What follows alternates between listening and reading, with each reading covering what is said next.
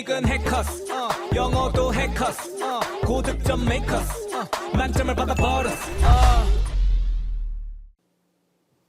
해커스 학원 수강생 여러분 안녕하세요. 저는 해커스 학원 종로 캠퍼스 드림토익 RC 담당하고 있는 정수지입니다. 여러분들과 11월 토익 총평으로 다시 만나 뵙게 됐고요. 제가 오늘 파트 7을 조금 주력으로 5, 6까지 살짝씩 얘기를 해볼 거예요. 추운 날씨에 시험 보시느라 너무너무 고생 많으셨고요. 저도 오늘 이제 손난로까지 그 핫팩을 들고 가가지고 시험을 보았는데 LC 때는 아무래도 히터를 안 틀고 하다 보니까 되게 춥더라고요. 그래서 고생 너무 많으셨고 오늘 이 총평으로 여러분들이 다시 한번 어떤 시험 유형이 있었는지를 좀 복습을 해보시고 다음 시험에 도움이 될 수 있도록 차곡차곡 정리를 해나가시길 바랄게요. 토익 공부를 하면서 추가적으로 자료 같은 것을 어디서 이제 얻을 수 있는지 궁금해하실 수 있어서 잠깐 알려드리면 해커스 토익을 검색을 하시면 나오는 웹사이트가 있어요. 사실은 토익뿐만이 아니라 다양한 영어 시험 자료들을 여기서 이제 보실 수가 있기 때문에 한번 들어가 보시는 걸 추천을 드리고요. 가장 궁금해하실 오늘 시험 난이도 말씀을 드릴게요. 먼저 파트 5랑 6는 중 정도로 보고 있어요.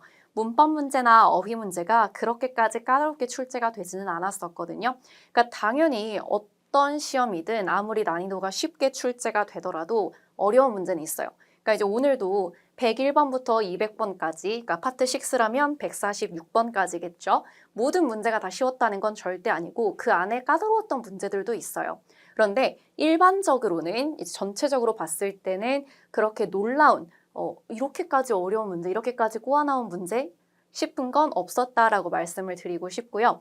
문법 문제뿐만이 아니라 어휘 문제 같은 경우도 여러분들이 평상시에 토익 공부하면서 세트로 자주 쓰이는 표현들을 좀 외워뒀다면 바로바로 답이 나올 수 있는 문제들이 꽤 있었기 때문에 중 정도로 잡아봤어요.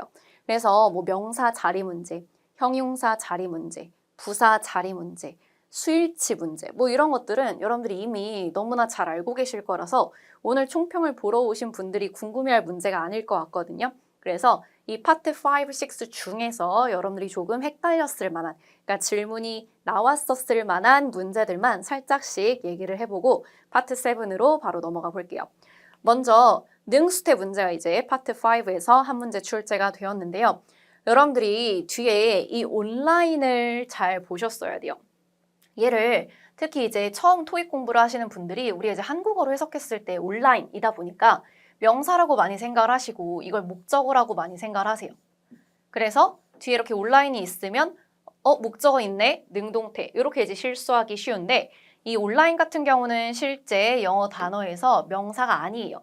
형용사나 부사. 여러분들이 주로 이제 이렇게 끝에서는 부사로 많이 보게 되실 거예요. 그래서 목적어가 없는 문장 구조였기 때문에 수동태를 골라야 하는 문제가 하나 있었고요. 그다음에 이제 어휘 문제. 제가 아까 전에 오늘 파트 5에서 나온 어휘 문제는 대부분 정말 막 열심히 처음부터 끝까지 해석을 해야 한다기보다는 여러분들이 세트로 자주 쓰이는 표현을 좀 알고 있으면 바로바로 답이 보이는 문제들이 좀 있었다고 얘기했잖아요. 그래서 여기도 마찬가지 여러분. 우리가 지금 빈칸에 얘를 넣고 열심히 해석해서 문제를 풀어도 되기는 해요. 근데 여러분들이 사실은 토익 공부를 이제 하시게 되면 be, 그리고 pp, 그리고 투부정사 구조로 자주 쓰이는 표현을 몇 개 보게 돼요.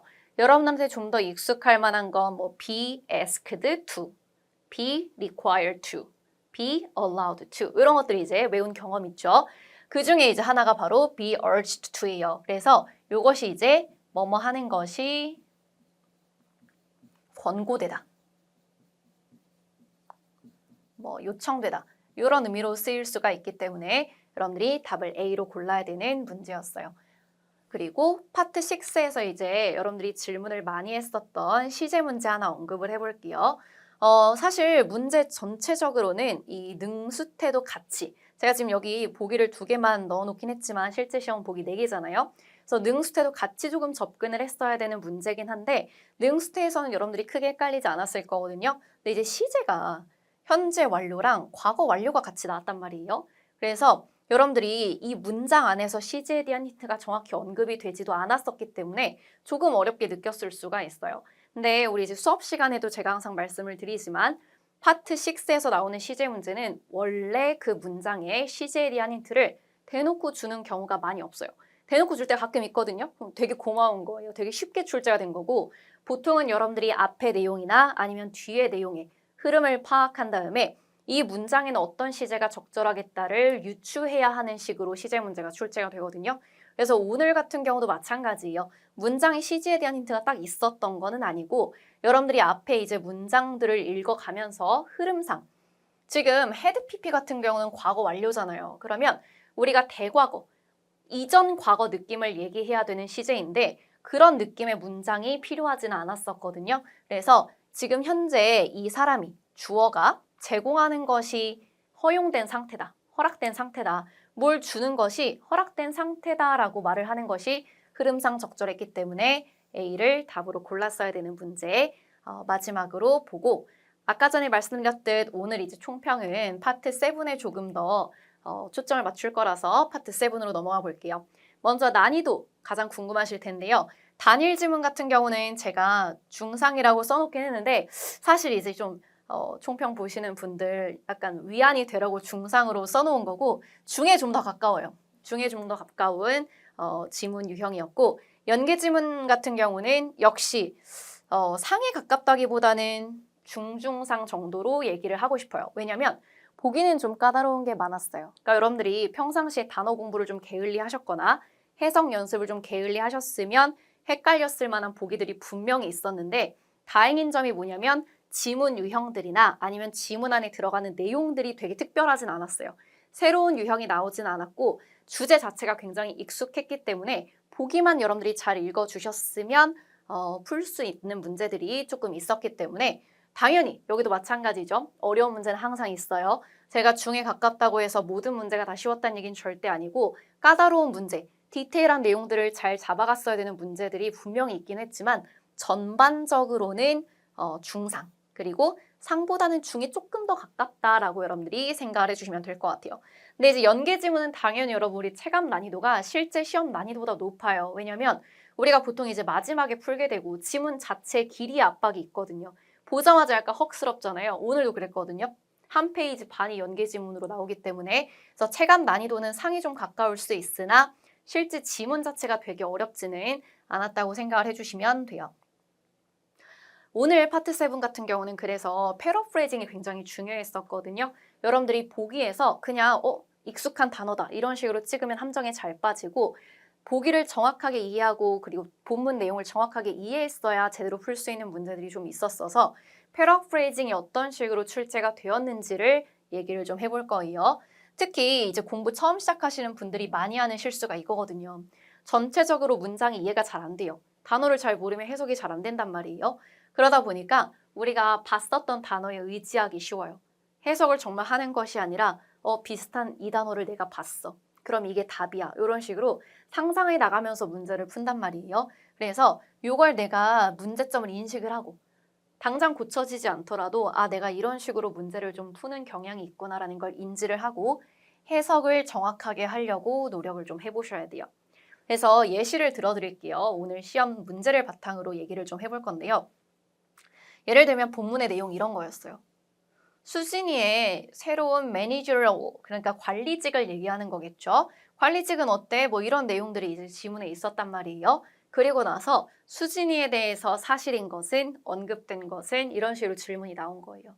그러면 여러분들이 이제 이런 거에 꽂히는 거예요. 내가 이렇게 이게 해석이 잘 안 되면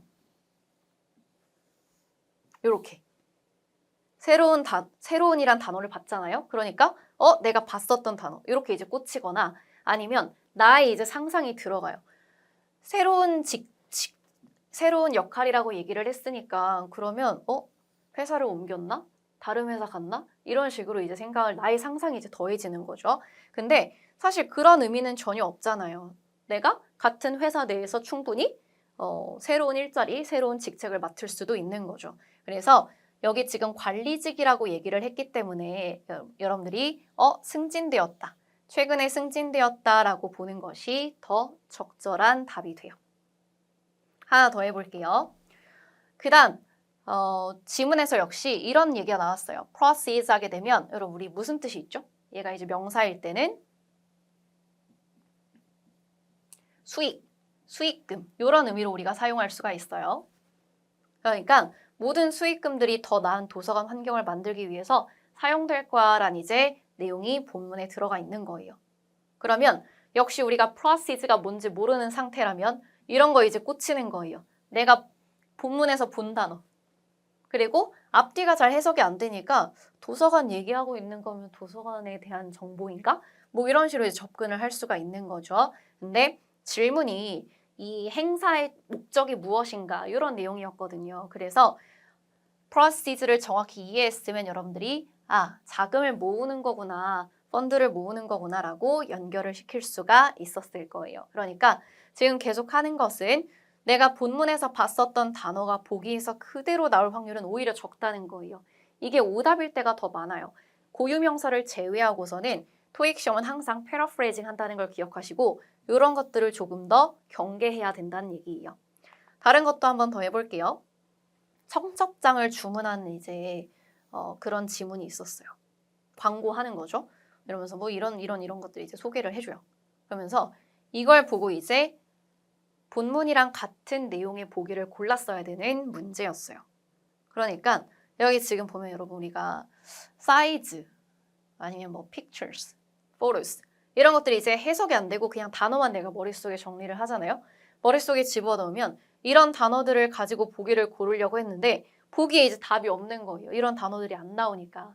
그러면 당황하게 되고 그리고 이제 이런 것들이 좀 낯선 단어란 말이에요. 그러면 해석이 잘 안 되니까 내가 조금 상상을 하게 돼요.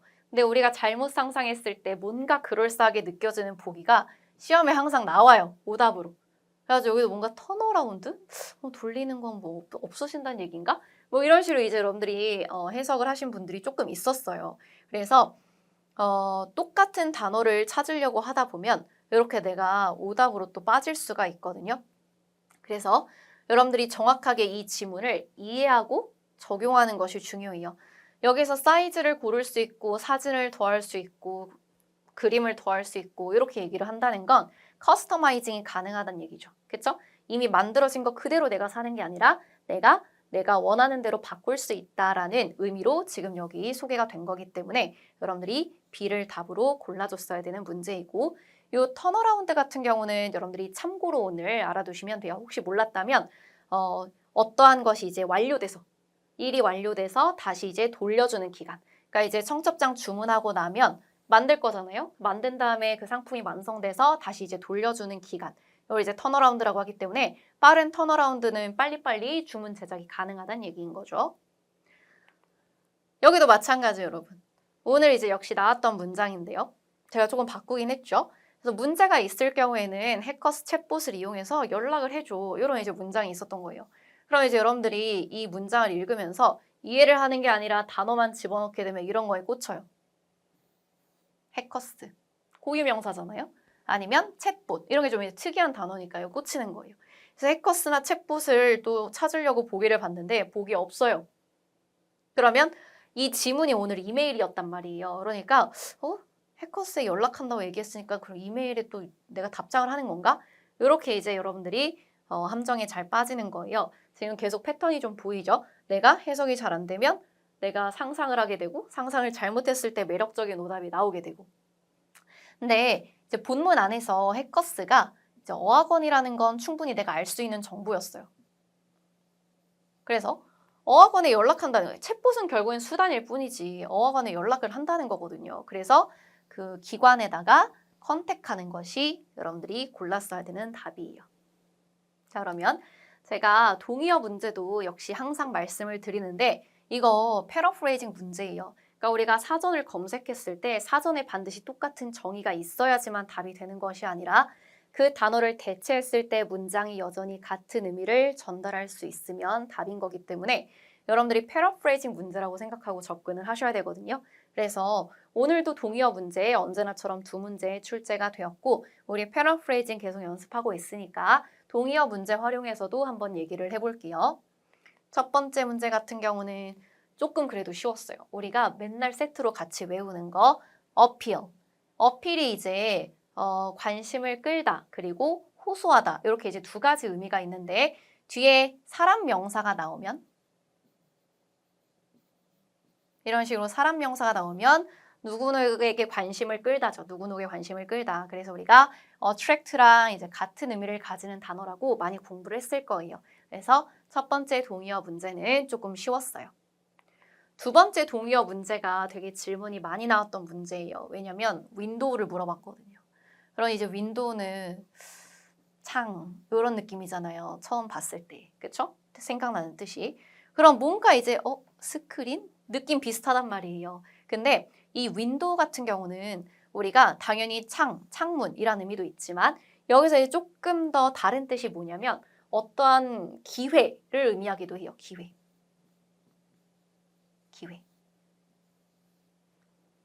그래서 우리 한국어로도 뭐뭐 할 수 있는 창이 열려 있어 이렇게 말할 수 있잖아요. 그렇죠? 여기 마찬가지 어떤 기회가 있다는 얘기거든요. 그래서 여기도 지금 마지막 창문 이건 좀 이상하고 마지막 기회 이런 의미에서 우리가 기간을 여러분들이 골라줬어야 되는 문제가 한 문제 출제가 되었어요. 이게 이제 조금 어려웠죠. 그래서 여러분 이 단어를 보면 항상 떠오르는 뜻이 있을 거예요. 토익 시험에서 동의어 문제의 특징은 단어가 되게 어렵진 않아요. 근데 항상 다이어 문제로 출제를 해요. 그래서 여러분들이 단어를 보고 떠오르는 뜻을 그대로 고른다기보다는 그 문장에서 어떤 의미일지를 잘 생각을 해보고 답을 고르셔야 돼요. 그래서 패러프레이징 문제 생각을 해주시고 그다음에 이제 의도 파악 문제 넘어갈게요, 여러분. 의도 파악 문제도 오늘 두 문제 출제가 되었고요. 수진이가 멤버십 이용권 뭐 할까? 이랬더니 제키가 B를 사면 우리가 같이 이용하면서 같이 함께 쉐어하면서 비용이 절감된다라는 얘기를 하고 있어요. 그랬더니 현명한 선택이야 라고 이제 얘기를 하고 있죠.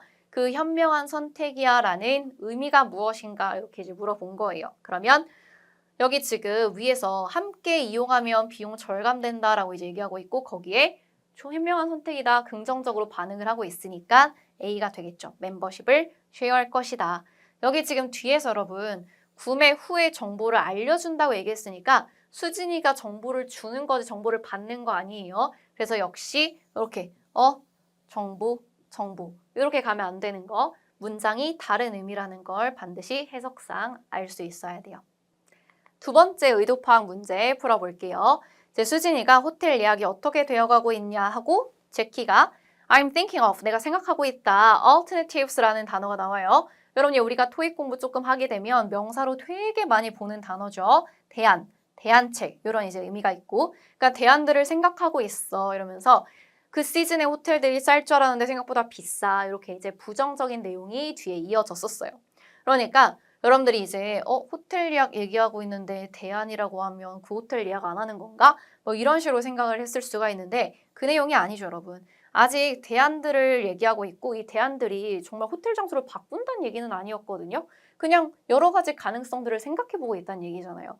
그래서 예약이 아직 완료된 건 아니고 여전히 진행 중이다라는 의미로 여러분들이 A를 답으로 골랐어야 되는 문제. 역시 여러분들이 단어를 정확히 이해하고 문장을 정확히 해석했어야 답이 나오는 문제였죠. 자, 그 다음 이제 여러분들이 많이 어려워하시는 연계지문 얘기를 좀 해볼 거예요.